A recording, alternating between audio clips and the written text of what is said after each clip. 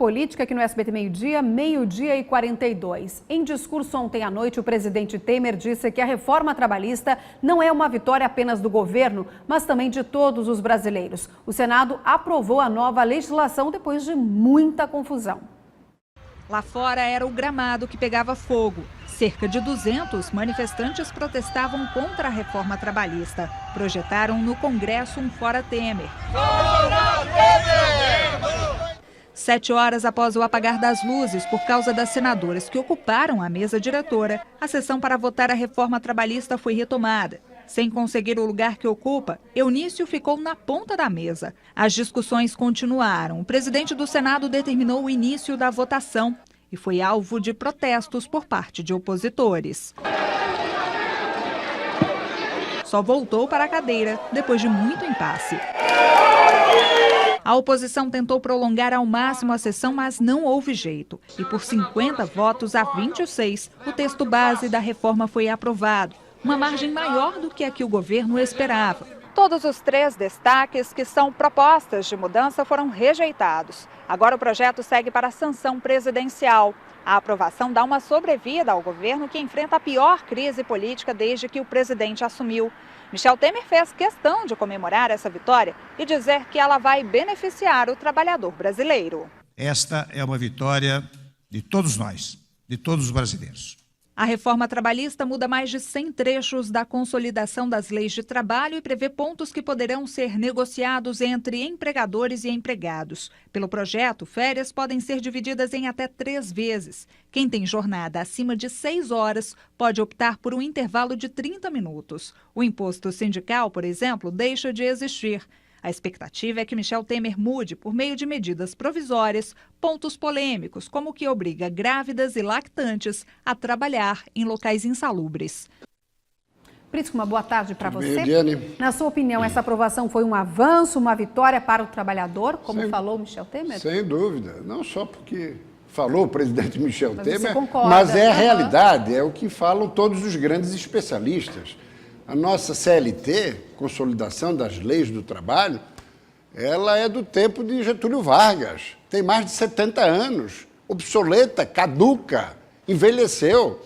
Com a atual, é modernização, é flexibilização, é bom para o trabalhador, ainda mais no momento em que estamos com mais de 13 milhões de desempregados. Aplausos para a aprovação. Agora, lamentável, pêsames, aquelas senhoras senadoras, que papelão, patético, vergonhoso, vexaminoso. Nem na Revolução Militar a mesa de uma casa legislativa foi ocupada. Elas fizeram refeição na mesa principal do Senado da República. Precisam ser processadas por falta de decoro parlamentar no Conselho de Ética do Senado. E por que só mulheres? Sim, porque sendo mulheres, os seguranças do Senado não abordaram as senadoras.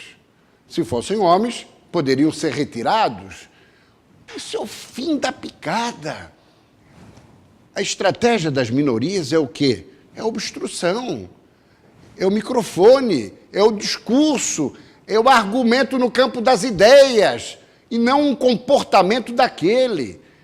Comportamento, inclusive, liderado pela senadora Gleice Hoffmann, aqui do Paraná, atual presidente nacional do PT Trabalhadores.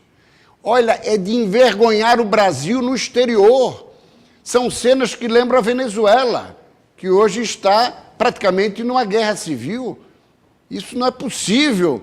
O governo erra sim, como nós vamos ver na questão da Comissão de Constituição e Justiça, retirando aí uma dúzia de senadores para garantir a maioria, e vai conseguir por essas trocas. Inclusive, à noite, um comentário detalhado sobre os 2 catarinenses afastados, ontem Jorginho Melo, hoje Esperidião Amin, comentário para o SBT News.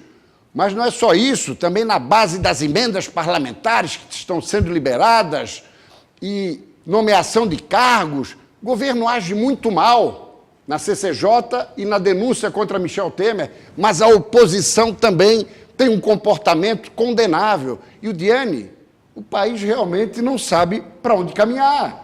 Porque tanto o governo quanto a oposição dão um péssimo exemplo para a opinião pública brasileira. Você já adiantou, meu questionamento era sobre Esperidião Amin, substituído na CCJ. Vamos ter algum representante, então? Pois é, temos aqui, inclusive, os dois catarinenses, que eram os únicos representantes catarinenses na CCJ e que não vão mais comparecer, não vão mais votar. Inclusive, Esperidião Amin, hoje pela manhã, já não estava na sessão, o que é uma perda, porque um homem inteligente, um ex-governador, tem experiência política, vinha se havendo muito bem na CCJ, e Jorginho Melo ontem foi afastado também. Santa Catarina sem representantes. É lamentável a gente observar que a prática política brasileira está nesse diapasão, num diapasão em que o que vale são emendas parlamentares, são cargos ou comportamento inadequado, como das senhoras senadoras. O que pensa a opinião pública, a sociedade brasileira sobre tudo isso? Fica desapontada, desalentada e sem esperança de um momento melhor para frente. A grande realidade é que o sistema político, partidário, eleitoral brasileiro precisa de uma profunda reformulação, porque a engrenagem está apodrecida e precisa ser alterada para o bem do país. A reforma política, Diane, é a mãe de todas as reformas.